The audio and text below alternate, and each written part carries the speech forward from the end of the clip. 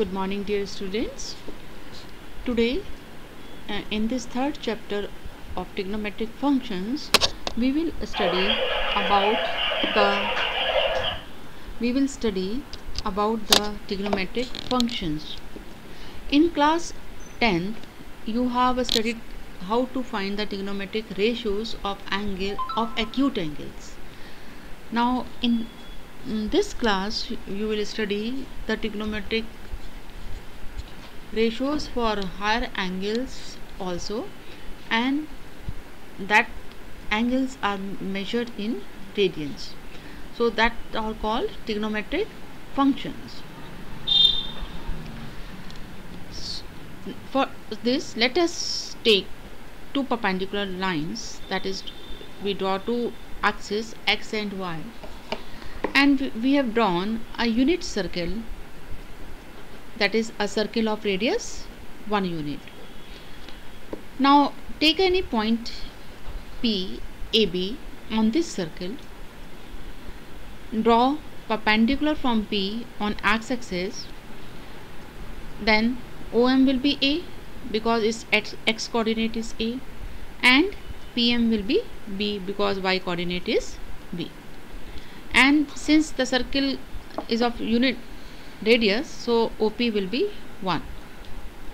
Now using trigonometric ratio A upon x, suppose one more thing, let us take this angle AOP equal to x radian. We have taken it in radians, we are not taking in degree. Then this arc length AP, AP arc length can be found using L equal to r theta, and r is here 1, and theta is x radian, so AP will be equal to x radians. Now in this right triangle, using the trigonometric ratios, we have A upon 1 is equal to cos x, so A equal to cos x and B equal to sin x. So you can say that the coordinates of these points are cos x and sin x. Now if you apply Pythagoras theorem here, you will get a square plus b square equal to 1, and a is cos x, b is sin x, so you get cos square x plus sin square x equal to 1. ये identity आपने 10th class में पढ़ी थी, ये उसका एक तरह से ज्योमेट्रिकल प्रूफ हो गया उसी आइडेंटिटी का. Now this complete revolution is equal to 2 pi radians. Complete revolution means 360 degree. Radians में कन्वर्ट करेंगे तो पाई बाय 180 से मल्टीप्लाई करेंगे आप उसे, 360 multiplied by pi by 180, so it becomes 2 pi radiance. ये कंप्लीट 2 पाई है, तो एंगल AOB इसका 1/4 हो गया, that is pi by 2.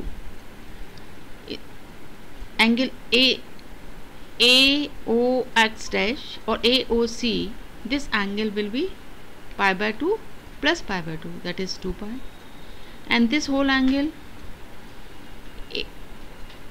AOD, this is equal to pi plus pi by 2, that is 3 pi by 2. So all angles which are integral multiples of pi by 2 के multiples जो होंगे, they are called quadrantal angles. Pi by 2 जैसे 2 pi by 2, 3 pi by 2, 4 pi by 2, 5 pi by 2, they are called quadrantal angles. Now coordinate of point A will be 1 0 because this distance OA is equal to 1 because it is the radius, and it lies on x-axis, so y coordinate is 0. So the coordinates of this point is 1 0.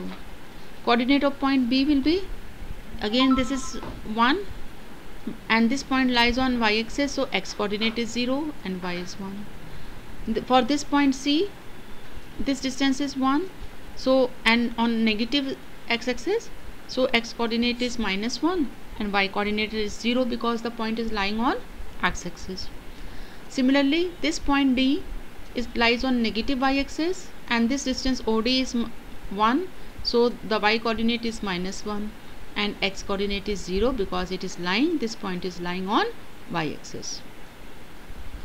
It means, and we represent the first one means a is equal to cos x था, b equal to sin x, means यहाँ से angle आपका 0 है, तो इससे आपको क्या पता चल रहा है कि cos 0 इज़ 1 एंड sin 0, क्योंकि सेकेंड कोऑर्डिनेट जो है वो sin x को रिप्रेजेंट करता है, सो sin 0, क्योंकि एंगल यहाँ पे 0 डिग्री का बनेगा, तो sin 0 इज़ 0.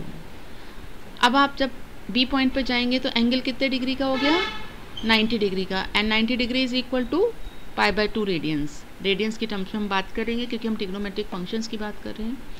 तो 90 डिग्री को आप रेडियंस में करने के लिए π/180 से मल्टीप्लाई किया तो π/2 आ गया.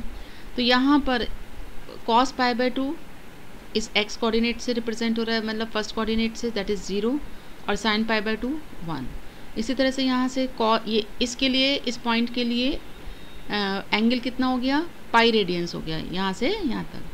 तो यहाँ पे cos पाई -1 हो गया, sin पाई 0, और यहाँ D पॉइंट के लिए एंगल कितना बन गया, यहाँ से अगर हम स्टार्ट करें तो ये पूरा यहाँ तक 3π/2 एंगल हो गया.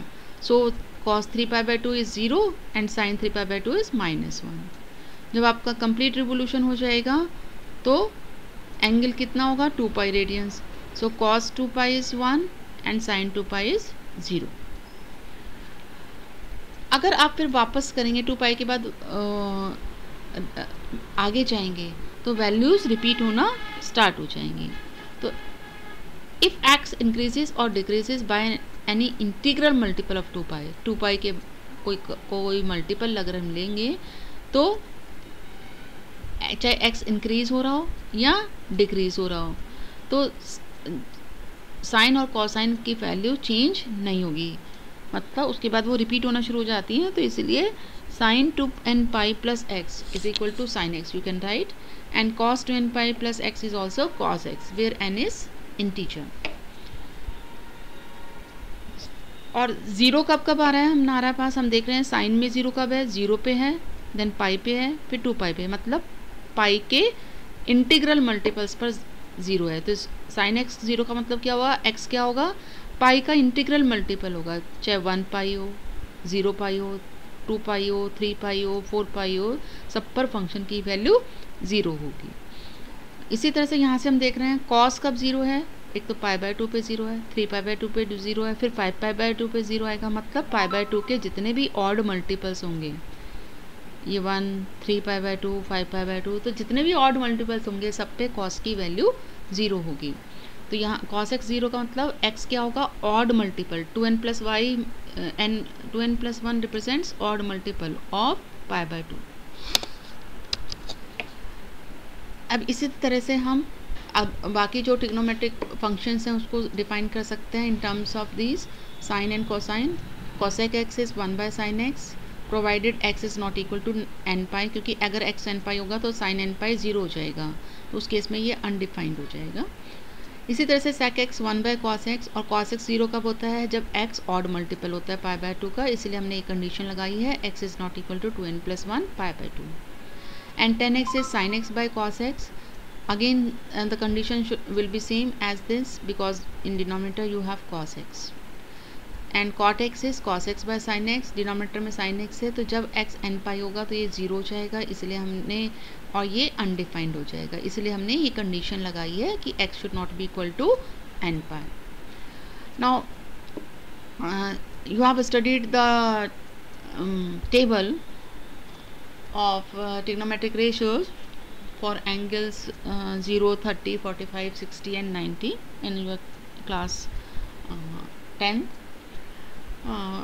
We now show this in terms of radians. 30 degree का मतलब हो गया 30 multiplied by π/180 radians, that is π/6. 45 degree का मतलब हो गया 45 multiplied by π/180 degree, that becomes π/4 radians. Likewise 60 degree, and this corresponds to 90 degree, and then we have pi, 3π/2 and 2π. Values वही रहेंगी जो आपने पहले याद करी थी. 0 डिग्री पे 0, π/6 मीन्स 30 डिग्री पे 1/2, 45 डिग्री पे 1/√2, 60 डिग्री हो गया ये π/3 मीन्स √3/2 एंड देन 1. और पाई पे अभी हमने देखा 0, 2 पाई पे भी 0 होगा, 3 पाई बाय 2 पे अभी हमने पिछले यहाँ पर चेक करा था, साइन 3 पाई बाय 2 इज़ -1। इसी तरह से आप कॉस जब लिखेंगे तो ये वैल्यूज़ यहाँ से रिवर्स होना शुरू हो जाती हैं, 1√3/2, 1/√2, 1/2 and 0।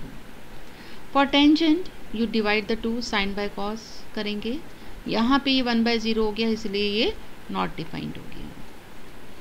So that's all for today, now do your work, thank you.